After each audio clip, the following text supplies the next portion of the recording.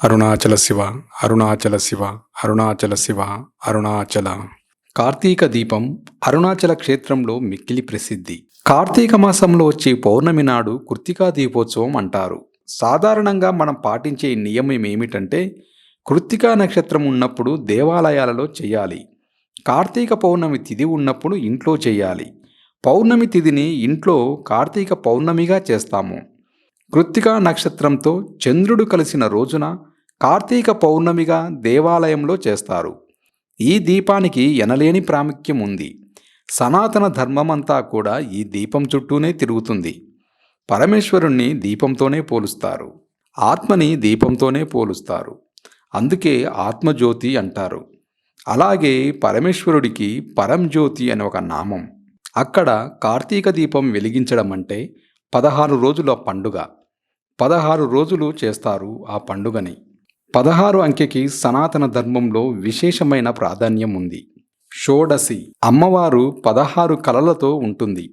చంద్రుడు 16 కలలతో ఉంటాడు. మనుషునికి 16 సంస్కారాలు చేస్తారు. సంస్కారం అంటే అతను ఈశ్వరుణ్ణి చేరుకోవడానికి వీలుగా సంస్కరిస్తారు.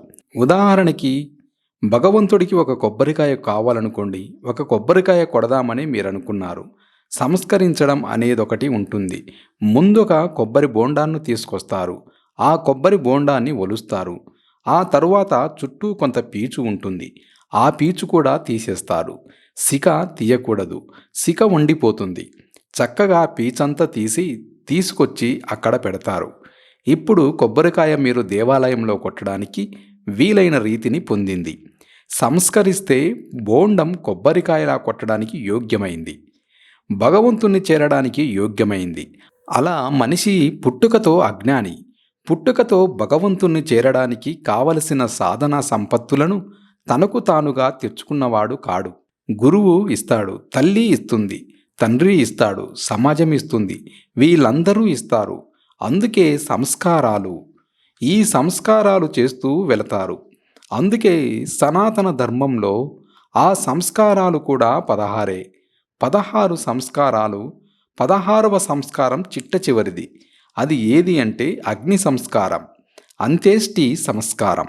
శరీరాన్ని పట్టుకెళ్ళి కొడుకు హవిస్సుగా అగ్నిహోత్రంలో పడేయడం. అగ్నితోటే పూర్తి. 16 సంస్కారాలు ఏవి ఉన్నాయో అవి 16 చంద్రుని కలలు.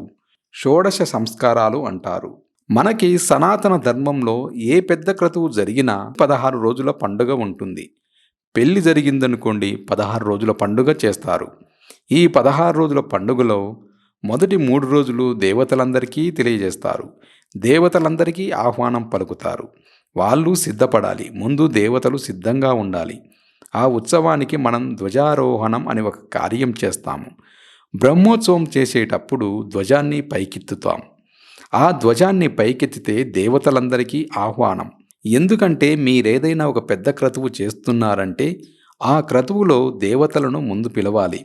ముందు వాళ్ళని పిలిచి కూర్చోబెట్టాలి. అంటే 16 రోజుల పండుగగా దేవతలందరికీ ఆహ్వానం చేస్తారు. అలా ఆహ్వానం చేస్తే మొదటి 3 రోజులు దేవతలని సిద్ధం చేస్తారు. అంటే పతాకాన్ని పైకెత్తి ఆ మండపాలన్నింటినీ కూడా సిద్ధం చేసి ఆ మండపాల్లోకి ముందు ప్రధానమైన దైవం ఎవరో ఆయన వస్తారు. అరుణాచలంలో ప్రధాన దైవం అపితకుచాంబ సమేత అరుణాచలేశ్వరుడు. ఆయన వస్తారు. ఆయన పల్లకీలో వచ్చి అక్కడ సింహాసనం మీద కూర్చుంటారు. అలా 16 రోజులు ఉండాలి. అక్కడే ఉంటాయి ఉత్సవమూర్తులు. ఉత్సవమూర్తి అంటే ధ్రువమూర్తి. ఆయన్ని కూర్చోబెట్టి 3 రోజులు దేవతా ఆహ్వానమే చేస్తారు. ఉత్సవం అన్న మాటకు అర్థమేమిటి అంటే ఎందరో ఎదురు చూస్తూ ఉంటారు ఈశ్వరుణ్ణి చూడాలని. ఇంతమంది ఆలయంలోకి వెళ్ళి చూడలేరు. అలాగే భక్తులు ఈశ్వరుణ్ణి చూడాలని ఎలా తాపత్రయపడతారో అలాగే నా ఉత్సవం చూడటానికి ఇంతమంది పిల్లలొచ్చారు, వీళ్ళందరినీ నేను చూడొద్దు అని ఈశ్వరుడికి తాపత్రయం ఉంటుంది. అందుకే 10 రోజులు 10 వాహనాల మీద వస్తాడు. తిరువన్నామలైలో అంటే అరుణాచలంలో ఈ కార్తీక జ్యోతికి 10 రోజులు 10 వాహనాల మీద వచ్చేటప్పుడు ఆయన ఒక రోజున వెండితో చేయబడిన నంది అంటే తెల్లగా ఉంటుంది. నందీశ్వరుడెంత తెల్లగా ఉంటాడో అంత తెల్లని నంది వాహనరూఢులై పార్వతీ పరమేశ్వరులు ఆలయ ప్రాకారాన్ని చుట్టి వస్తారు. ఇప్పుడు పరమేశ్వరుడు సంతోషంగా వాళ్ళందరినీ చూస్తూ ఆ వాహనం మీద వెళ్తారు. ఇప్పుడు ఆయన పరమ ప్రసన్నుడై మనల్ని చూశాడు కాబట్టి మన జీవితానికో సార్థక్యం. ఆయన అంతరంగిక పరివారంలో మనము ఒకళ్ళం అవుతాము. ఉత్సవంలో వెళ్ళినప్పుడు వాహనం మీద తిరుగుతుండగా చూశామంటే ఆయన్ని మనం చూశామని కాదు, మనల్ని ఆయన చూశాడని. దేవాలయంలోకి మనం వెడితే మనం మాయని దర్శనం చేయడానికెళ్ళాం. మన భక్తి వల్ల ఆయన మనల్ని చూడాలి. ఉత్సవంలో వాహనం మీద బయటకొస్తే ఆయన మనల్ని చూడటానికే బయటకొచ్చాడు. కాబట్టి 10 రోజులు ప్రత్యేకంగా ఒక్కొక్క రోజు ఒక్కొక్క వాహనం మీద ప్రాకారమంతా ప్రదక్షిణ చేస్తాడు పరమేశ్వరుడు. ఇక కార్తీక పౌర్ణమి రోజున భక్తులందరూ తీసుకొచ్చి ఇచ్చిన ఆవు నేతిని ఒక పెద్ద కళాయిలో పోస్తారు. అందుకే ఒక్క అరుణాచల క్షేత్రంలో వెలిగించే దీపం సుమారుగా వారం నుండి 10 రోజుల పాటు వెలుగుతుంది. ఆ రోజు తిరువన్నామలై ఎక్కడ అంగుళం కూడా ఖాళీ ఉండదు. కొన్ని లక్షల మంది జనంతో నిండిపోతుంది. ఎన్ని లక్షల మంది ఎదురు చూస్తుంటారు ఆ జ్యోతి వెలగటానికి. కొంతమంది ఔత్సాహికులు ఆ జ్యోతిని వెలిగించడానికి పెద్ద పాత్రలు ఆవు నెయ్యి పోసి ఒత్తివేసి తీసుకెళుతుంటే దానితో పాటే కొండపైకి వెళ్తారు. ఇంతమంది భక్తులిచ్చిన కర్పూరాన్ని ఆ ఒత్తికి అద్దుతారు. అద్ది చీకటి పడిన తర్వాత వెలిగిస్తారు. ఇలా ఆ వెలుగులో కనపడగానే ఒక్కసారి అరుణాచలమంతా మారుమోగిపోతుంది. అరుణాచల శివ, అరుణాచల శివ, అరుణాచల శివ, అరుణాచల శివ అని ప్రత్యేకంగా అదే పలుకుతారు. ఆ నామం ప్రతిధ్వనించిపోతుంది. దిక్కులు మారుమ్రోగిపోతాయి. అప్పుడక్కడ జ్యోతి వెలిగించగానే ఇంటింటా జ్యోతులు వెలిగిస్తారు. ఆ సమయంలో అరుణాచల క్షేత్రాన్ని చూస్తే ఎక్కడ చూసినా జ్యోతిలే. కొండ మీద జ్యోతి వెలుగుతుండగా కొండ చుట్టూ లక్షలాది మంది భక్తులు ప్రదక్షిణం చేస్తారు. కార్తీక పౌర్ణమి నాడు ప్రదక్షిణం చేయడం అంటే మీరు నడవడానికి ఉండదిక. మీరు అంగుళం ఖాళీ చేస్తే కాలు కడుపుతూ ఉండటమే. అలా తిరుగుతారు. ఇలా నడుస్తూ ఆ గిరి చుట్టూ తిరిగే స్థితిని చూడటం చాలు. కొండంతా జనంతో నిండిపోతుంది. అంత పెద్ద జ్యోతి వెలుగుతూ ఉంటుంది. కొండ మీద పెట్టిన జ్యోతి ఎక్కడో కింద ఉన్న మనకు కనపడుతూ ఉంటుంది. ఆ జ్యోతిని చూస్తూ మనం గిరి ప్రదక్షిణ చేస్తూ ఉంటాం. భగవాన్ రమణుల గురించి సూరినాగమ్మ గారు మహాతల్లి వర్ణించారు. ఆ అరుణాచల జ్యోతి వెలిగించే రోజున రమణులు సాయంకాలం 4:30-5 అయ్యేటప్పటికి స్నానం చేసి నడిచి వస్తుంటే పరమశివుడిలా ఉండేవారు. అక్కడ సోఫా వేసేవారు. పట్టెమంచం లాంటిది, దానిమీద వచ్చి కూర్చునేవారు. భక్తులందరూ గిన్నెల్లో పళ్ళు పదార్థాలు అన్నీ చుట్టూ పెట్టేవారు. బ్రాహ్మణులందరూ కూడా పక్కన నించుని ఉండేవారు. ఆ కొండ మీద అరుణాచల జ్యోతి వెలిగేది. రమణాశ్రమం వెనుక గేటులో నుంచి స్కందాశ్రమానికి వెళ్ళొచ్చు. ఆ గేటుకు యువతల భగవాన్ రమణులు పడుకునేవారు. చుట్టూ అందరూ కూర్చునేవారు. ఒక పక్క పౌర్ణమి చంద్రుడు ఆ జ్యోతిని వెలిగించగానే రమణుల సన్నిధానంలో కూడా బల్ల మీద జ్యోతి వెలిగించేవారు.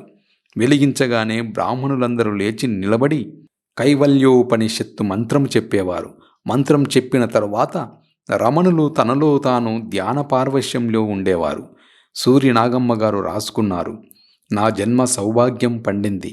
ఒక పక్క చూస్తే ఆకాశంలో పౌర్ణమి నాటి చంద్రబింబం, ఇంకొక పక్క తల తిప్పితే కొండ మీద వెలుగుతున్న జ్యోతి, ఇంకో పక్క ఇలా తల తిప్పితే ఆ జ్యోతి కాంతి ముఖం మీద పడుతుండగా పరవశించిపోతున్న ఆ పరమేశ్వరుడు భగవాన్ రమణులు.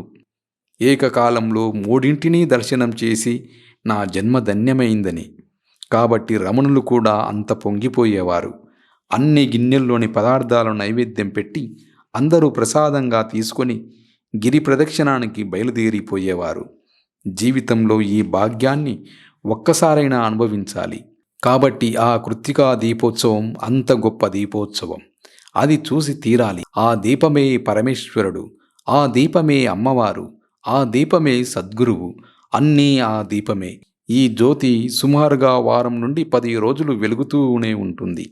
కృత్తికా దీపోత్సవానికి ముందు భరణీ దీపాలని పెడతారు ఇంట్లో. అశ్వని, భరణి, కృత్తిక అని కదా భరణీ దీపమని పెడతారు. 5 దీపాలు వెలిగిస్తారు ముందు రోజు. ఆ 5 దీపాలు దేనికి సంకేతం అంటే పరమశివుని 5 ముఖాలు: సద్యోజాత, అఘోర, తత్పురుష, వామదేవ, ఈశానాలు. పరమేశ్వరుడు ఈ సమస్త బ్రహ్మాండాన్ని దేనితో నిర్మాణం చేశాడంటే పంచభూతాలు. బయట పంచభూతాలే, పిండాండంలోనూ పంచభూతాలే. పృథ్వీ, ఆపస్, తేజో, వాయు, ఆకాశాలు. ఈ 5 ఒకదానితో ఒకటి సమన్వయమైనంత కాలం బ్రతికున్నాడని గుర్తు. దీనితో ఇది సమన్వయం అవ్వకపోతే ఇక ఆగిపోయిందని గుర్తు. ఇక ఉండడానికి వీలు లేదని ఈ పిండాండాన్ని బ్రహ్మాండంలోకి కొడుకు కలిపేస్తాడు అగ్నికార్యంగా. ఈ బ్రహ్మాండ పిండాండ సమన్వయాలకు గుర్తుగా 5 భూతాల చేత పరమేశ్వరుడు ప్రపంచాన్నంతా నిర్మాణం చేసి నిర్వహింపచేస్తున్నాడు అని చెప్పడానికి 5 దీపాలు వెలిగిస్తారు. దానికి భరణీ దీపమని పేరు. ఇంటింటా 5 జ్యోతులు వెలుగుతాయి. ఇంటింటా వెలిగే ఈ 5 దీపాలు కృత్తికా దీపంగా, ఒక దీపంగా మారిపోతాయి. ఒక దీపంగా వెలిగిస్తారు. అంటే ఈ 5 కూడా చిట్ట చివరికి పరమేశ్వరునిలోనికి వెళ్ళిపోతాయి. పృథ్వీ, ఆపస్, తేజో, వాయు, ఆకాశాలు 5 ఎవరిలోకి వెళ్ళిపోతాయంటే మహాప్రళయంలో పరమేశ్వరునిలోనికి వెళ్ళిపోతాయి. ఇంకా ఏమీ ఉండదు. ఆయనొక్కడే ఉంటాడు. ఆయన తప్ప వేరొకటి ఉండదు. దానికి సూచనగా కృత్తికా దీపాన్ని ఒక్క జ్యోతిని వెలిగిస్తారు. ఇలా భరణీ దీపము, కృత్తికా దీపమని 2 దీపాలుగా ఇళ్లల్లో వెలిగిస్తారు. దేవాలయంలో మాత్రం కృత్తికా దీపోత్సవం అన్న పేరుతో ఒక్క దీపాన్ని కొండ మీదకి తీసుకెళ్లి వెలిగిస్తారు. ఇంత అద్భుతమైన కృత్తికా దీపోత్సవం సంవత్సరంలో జరిగి ఎంతమందో ప్రపంచవ్యాప్తంగా ఎన్ని దేశాల నుండో వచ్చి జ్యోతి దర్శనం చేసుకొని పొంగిపోయేది ఒక్క తిరువన్నామలైలోనే.